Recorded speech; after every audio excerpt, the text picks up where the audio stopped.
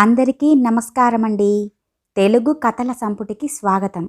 నా పేరు శ్వేత. ఈరోజు మనం చెప్పుకోబోయే కథ వాణిశ్రీ గారు రచించిన రాజీ అనే కథను విందామండి. కథలోనికి వెళ్లే ముందు మన ఛానల్ని మొదటిసారిగా చూస్తున్న వారైతే సబ్స్క్రైబ్ చేసుకోవడం మర్చిపోకండి. కథను పూర్తిగా విన్న తర్వాత లైక్ చేయడం, షేర్ చేయడం అస్సలు మర్చిపోవద్దండి. ఇంకెందుకండి ఆలస్యం, కథలోనికి వెళ్ళిపోదాం. గోవిందరావు 3 కోట్లు ఖర్చు పెట్టి మరీ జూబ్లీహిల్స్లో కట్టించిన తన 3 అంతస్తుల మేడ గృహప్రవేశానికొచ్చింది తన చెల్లెలు అనసూయ. అనసూయ అలిగి కూర్చుంది. ఆ రోడ్డంతా గృహప్రవేశానికొచ్చిన అతిథుల కార్లతో నిండిపోయింది. గోవిందరావు, అతని భార్య రుక్మిణి వచ్చిన అతిథులకు స్వాగతం చెబుతూ షామియానాలలో లంచ్ చేస్తున్న వారిని పలకరిస్తూ హడావిడిగా తిరుగుతున్నారు. అనసూయను ఎవ్వరూ పట్టించుకోవటం లేదు. ఒక బెడ్రూమ్లో కూర్చొని టీవీ చూస్తుందావిడ. ఏమమ్మా, ఇంటి ఆడపడుచువి, పెత్తనమంతా నీదేగా, మరి ఏమీ పట్టనట్లుగా ఇలా కూర్చున్నావేమిటి అంటూ అటుగా వచ్చిన మందర ప్రశ్నించింది. అనసూయకు ఆవిడగారు వరసకు మేనత్తవుతుంది. ఆమె అసలు పేరేమిటో ఎవ్వరికీ తెలియదు, కానీ అందరూ కూడా మందర అనే పిలుస్తూ ఉంటారు. ఇక్కడ నాకేం పెత్తనం ఉందత్తయ్యా? ఇప్పుడు మేం వాళ్ళ కళ్ళకి కనిపిస్తామా? సిరి వచ్చి పడిందిగా నడినెత్తినా. నేనేమో పేదరాలిని, నన్నెవరు పట్టించుకుంటారు?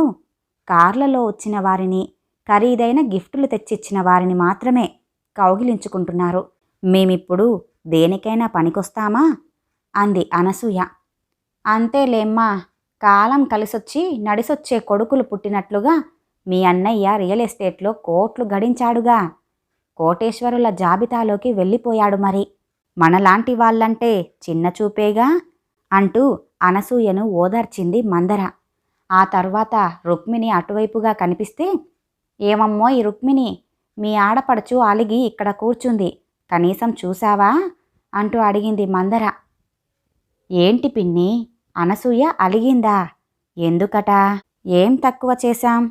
50,000 పెట్టి నక్లెస్ కొనిపెట్టాం కదా, 10,000 రూపాయల పట్టుచీర కూడా కొనిచ్చాం, ఇంకా ఏం లోటు చేశాం అంది రుక్మిణి. ఏమోనమ్మా, నాకేం తెలుసు. శుభమా అని గృహప్రవేశం చేసుకుంటూ ఉంటే ఆడపడుచు ఇలా ఏడుస్తూ కూర్చోవటం మంచిది కాదమ్మాయి.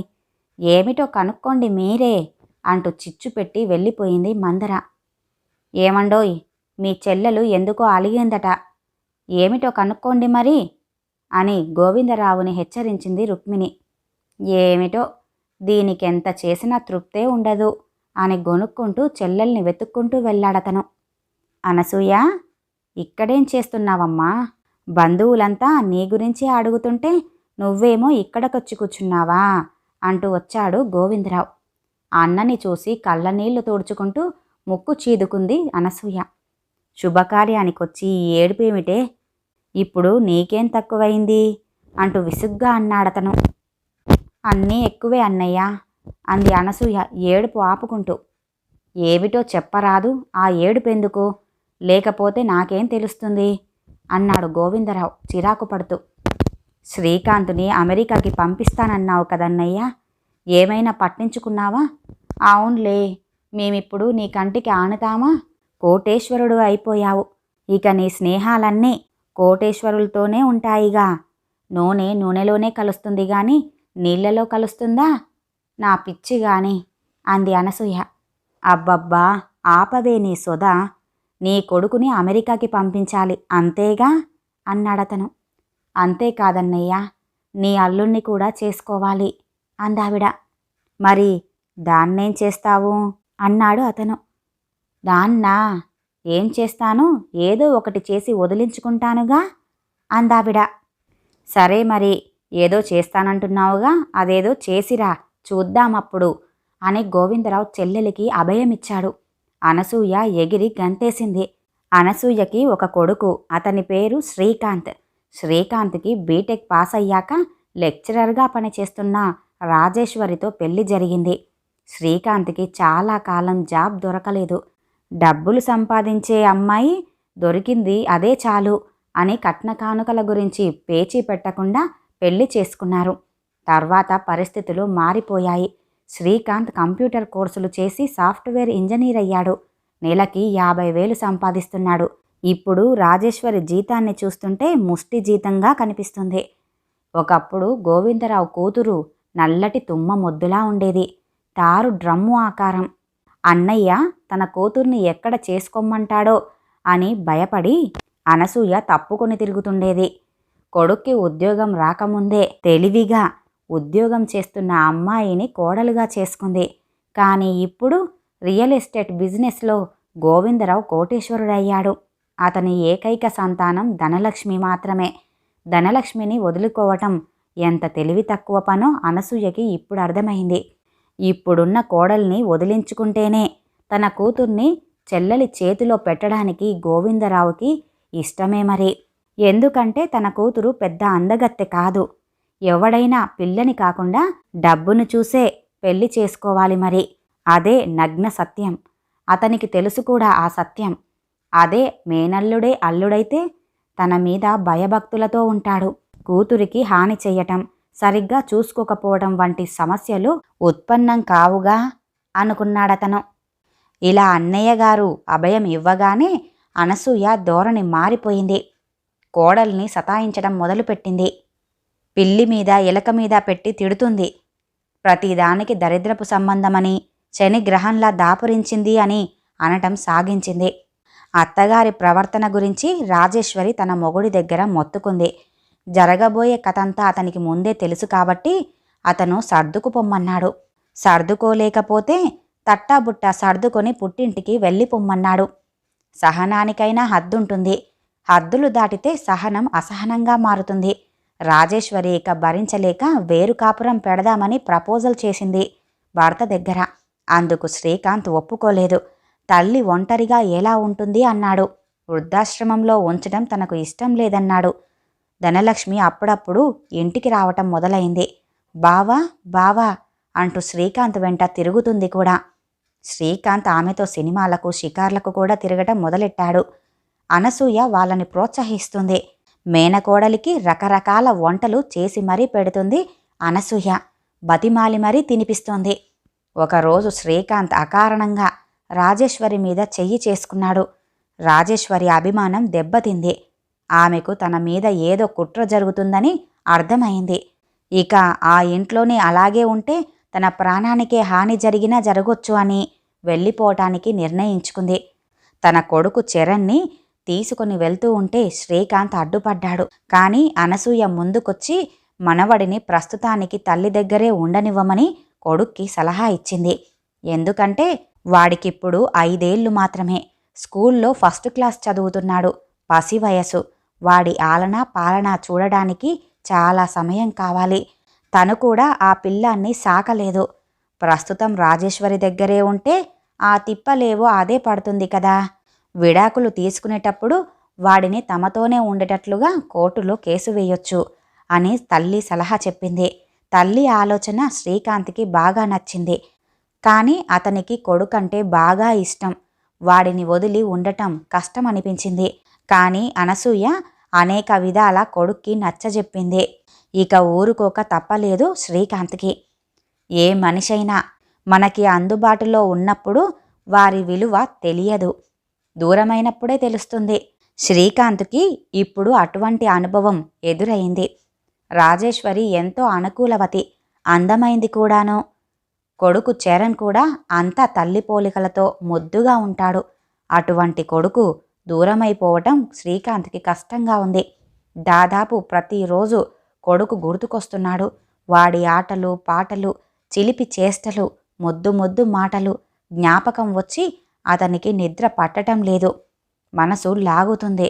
రాజేశ్వరితో పోల్చుకుంటే ధనలక్ష్మి కురూపి.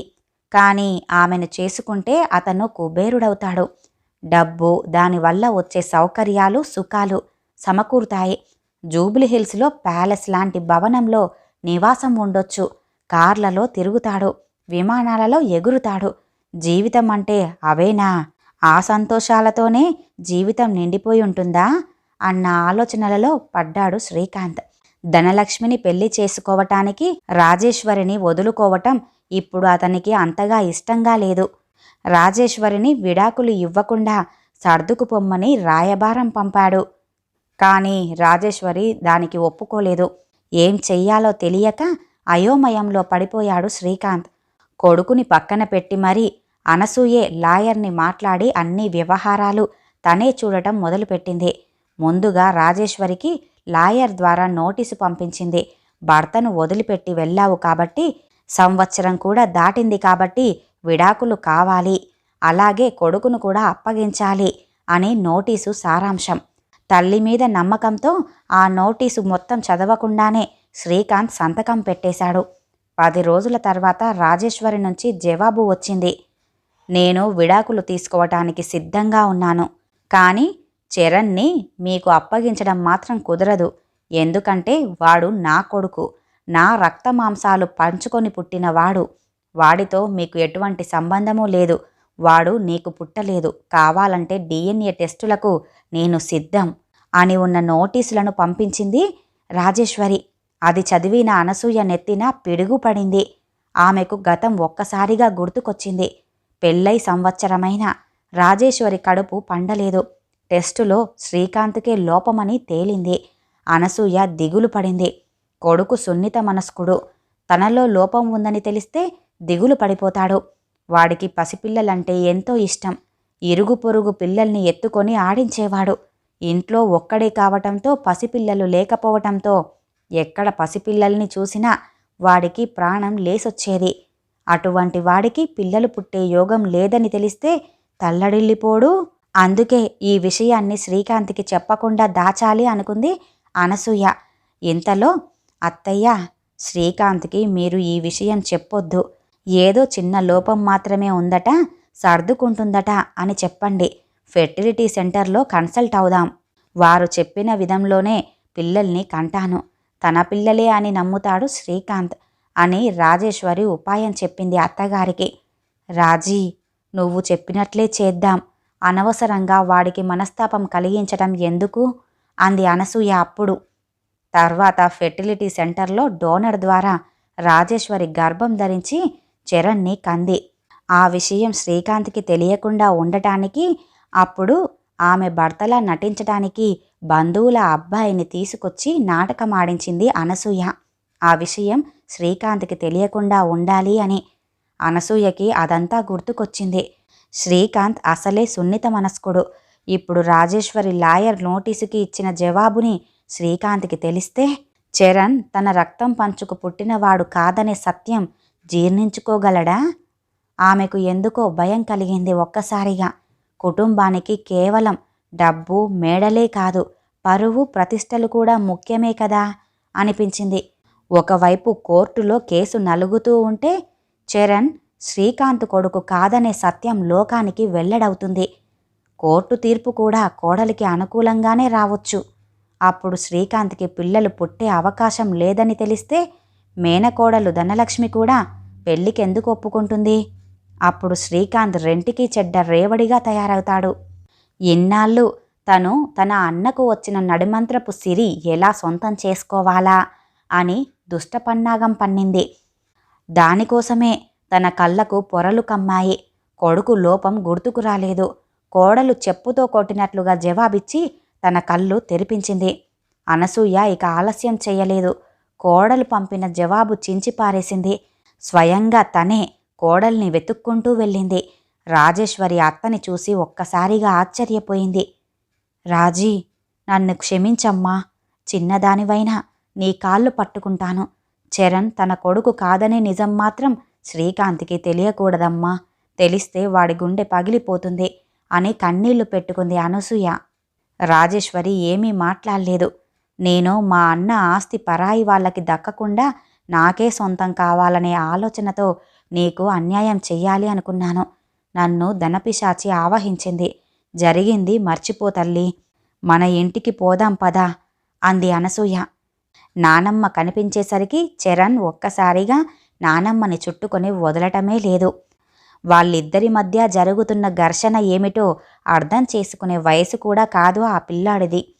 చాలా రోజుల తర్వాత నాయనమ్మ కనిపించటంతో వాడికి ఆనందంగా ఉంది. మరి ఇన్నాళ్ళు తనను హింస పెట్టిన అత్త కాళ్ళ వేళ్ళ పడుతూ ఉండటంతో ఇదేమైనా కొత్త నాటకమా అనే అనుమానం వచ్చింది రాజేశ్వరికి. కానీ ఆమె వలవలా ఏడవటం, చరణ్ లేకుండా శ్రీకాంత్ జీవించలేడు అని పదే పదే చెప్పటం వల్ల అత్త పశ్చాత్తాప పడుతున్నట్లుగా నమ్మింది రాజేశ్వరి. ధనలక్ష్మితో పెళ్లి బెడద వదులుకోవటం ఆమెకు రిలీఫ్ అనిపించింది. కాళ్ళ దగ్గరికి వచ్చిన అత్తను కాళ్ళదన్నడం ఎందుకు? తను రాజీ పడుతున్నట్లుగా చెప్తున్న మాటలు ఎంతవరకు నిజమో తర్వాత కాలమే నిర్ణయిస్తుంది కదా. చరణ్కి కూడా తండ్రి లేని లోటు తీరిపోతుంది, తనకి ఒంటరి జీవితం నుంచి విముక్తి కలుగుతుంది అని అనేక విధాలుగా ఆలోచించిన రాజేశ్వరి అత్త వెంట బయలుదేరింది. ఆఫీస్ నుంచి ఇంటికి వచ్చిన శ్రీకాంత్ని చూసి డాడీ డాడీ అంటూ పరిగెత్తుకొచ్చి కాళ్ళకి చుట్టుకున్నాడు చరణ్. చాలా కాలం తర్వాత కొడుకుని చూసిన శ్రీకాంత్ మనసు ఉప్పొంగిపోయింది. చరణ్ని ఎత్తుకొని ముద్దులాడాడు. నాన్న చరణ్, నిన్నెవరు తీసుకొచ్చారురా అంటూ కొడుకుని అడిగాడు శ్రీకాంత్. నేనేరా అంటూ వచ్చింది అనసూయ. తల్లివైపు ఆశ్చర్యంగా చూశాడతను. ఆమె వెనకనే వచ్చిన రాజేశ్వరిని చూసి అతని కళ్ళు మెరిశాయి. రాజీతో రాజీ పడిపోయానురా అంది నవ్వుతూ అనసూయ. శ్రీకాంత్ భార్యని, తల్లిని అయోమయంగా చూశాడు. ఇన్నాళ్ళు ఎలుక పిల్లి, పాము గద్దల్లాగా విరోధంగా ఉన్న అత్తాకోడళ్ళు ఇంత సడన్గా ఎందుకు రాజీ పడ్డారో అతనికి అర్థం కాలేదు. ఇక ఎప్పటికీ అర్థం కాదు కూడాను. అసలు రహస్యం బయటపడే అవకాశమే లేదిప్పుడు. ఇక ఆ విషయం శ్రీకాంత్ ఎన్నటికీ తెలుసుకోలేడు కూడా. ఈ కథ ఇంతటితో సమాప్తమండి. విన్నారుగా, కోడలికే అన్యాయం చేయాలని చూసిన అత్తగారికి చెప్పుతో కొట్టినట్లుగా జవాబిచ్చి మరీ తన సంసారాన్ని కాపాడుకుంది ఆ కోడలు. దెబ్బకు అత్తగారు రాజేశ్వరితో రాజీ పడిపోయారు. ఈ కథ గనుక మీకు నచ్చినట్లయితే లైక్ చేయండి, షేర్ చేయండి, అలాగే సబ్స్క్రైబ్ చేసుకుని మన ఛానల్ని ఎంకరేజ్ చేయండి. మీ యొక్క విలువైన అభిప్రాయాలను కూడా కామెంట్ రూపంలో తెలియజేయండి. ఇంత మంచి కథను మనకు అందజేసిన వాణిశ్రీ గారికి ధన్యవాదాలు తెలియజేసుకుంటున్నానండి. మరొక మంచి కథతో మళ్ళీ కలుద్దామండి. నమస్కారం.